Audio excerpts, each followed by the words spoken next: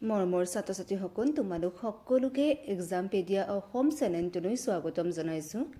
আজি তোমালোকৰ লগত আলোচনা কৰিব ওলাইছোঁ এখন অসমীয়া ৰচনা, যিখন সততে অসম হাইস্কুল শিক্ষান্ত পৰীক্ষা আৰু আসাম হাই ছেকেণ্ডেৰী পৰীক্ষাত আহি থকা দেখিবলৈ পোৱা যায়। তেনে এখন অসমীয়া ৰচনা লৈ আজিৰ ভিডিঅ'টো আৰম্ভ কৰোঁ আহা। ৰচনাখনৰ নাম হৈছে ছ'চিয়েল মিডিয়া আৰু সমাজত ইয়াৰ প্ৰভাৱ। আৰম্ভণি। সৃষ্টিকৰ্তাৰ সৃষ্টিৰ বৃহত্তম ৰহস্যৰ ভেদ কৰিবৰ কাৰণে মানুহৰ প্ৰচেষ্টা সীমা অতীত। মানুহে নোপোৱাটো পাবলৈ আৰু নেদেখাটো চাবলৈ সদায় ব্যগ্ৰ।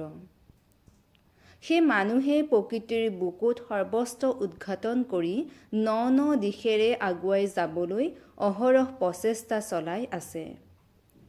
আৰু মানুহেই যে সকলো জীৱৰ ভিতৰত শ্ৰেষ্ঠ, তাকে পদে পদে প্ৰতিপন্ন কৰি আহিছে।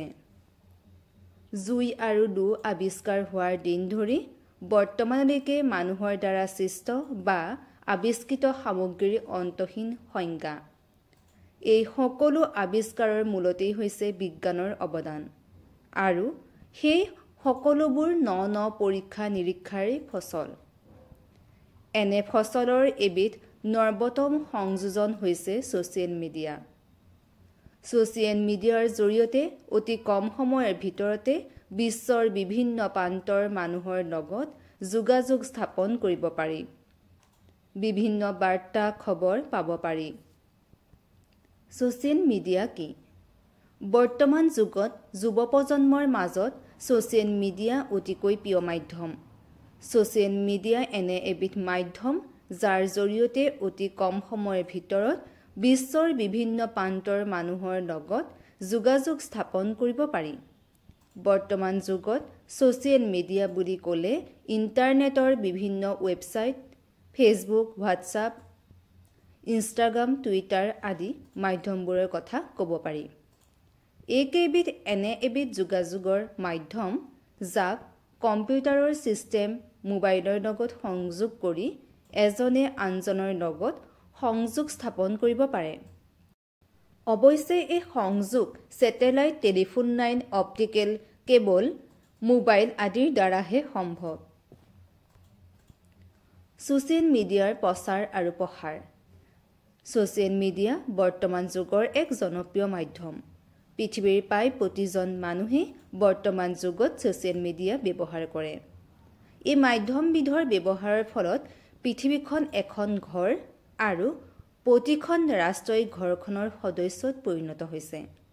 ছ'চিয়েল মিডিয়া এক গণমাধ্যম যাৰ জৰিয়তে ইমেইল কৰি বিশ্বৰ যিকোনো ঠাইলৈ তথ্য প্ৰেৰণ কৰিব পাৰি বা তথ্য সংগ্ৰহ কৰিব পাৰি।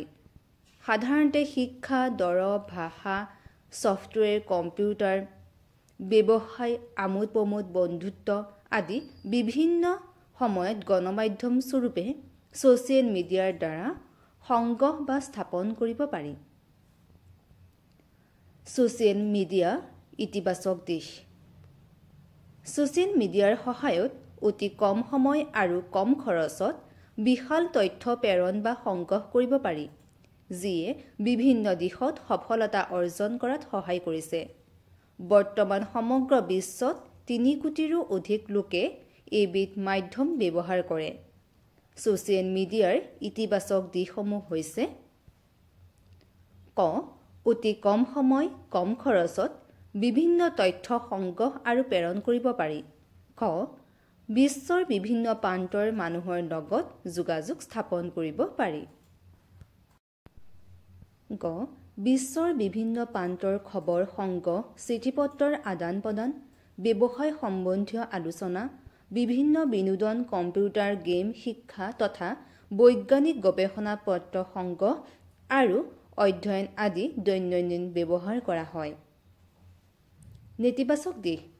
সকলো বস্তুৰে ইতিবাচক আৰু নেতিবাচক দিশ কিছুমান থাকে। ছ'চিয়েল মিডিয়াৰ কিছুমান নেতিবাচক দিশ পৰিলক্ষিত হয়।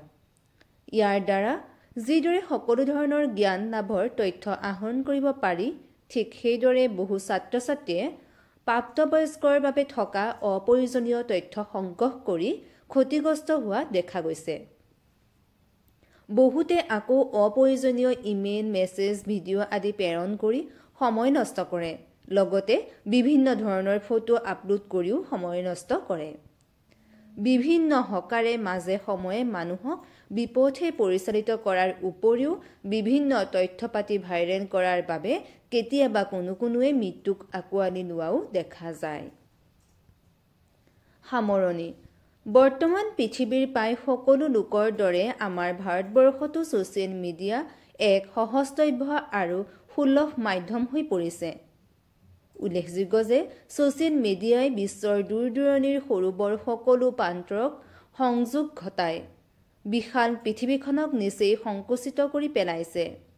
ছ'চিয়েল মিডিয়াৰ ঋণাত্মক দিশবোৰ ত্যাগ কৰি ধনাত্মক দিশবোৰ গ্ৰহণ কৰিব পাৰিলে যুৱ প্ৰজন্মৰ লগতে এটা জাতি, এখন ৰাষ্ট্ৰৰ মংগল সাধন হ'ব। ছাত্ৰ-ছাত্ৰীসকল, এইখনে আছিল আজিৰ ৰচনাখন। তোমালোকৰ ৰচনাখন কেনে লাগিছে জনাবা। যদি তোমালোকৰ ৰচনাখন পঢ়ি তোমালোক উপকৃত হৈছো বুলি ভাবিছা, তেন্তে তোমালোকৰ লগৰ বন্ধু-বান্ধৱীসকলক যিমান পাৰা সিমান শ্বেয়াৰ কৰিবা ৰচনাখন। আৰু মোৰ এক্সামপেডিয়া আছাম চেনেলটোক ছাবস্ক্ৰাইব কৰিবলৈ নাপাহৰিবা। লগতে কিবা অসুবিধা থাকিলে তোমালোকে কমেণ্টৰ যোগে মোৰ লগত যোগাযোগ হ'ব পাৰিবা। মই কমেণ্টৰ এনচাৰ সদায় তোমালোকক দিব চেষ্টা কৰিম। ধন্যবাদ।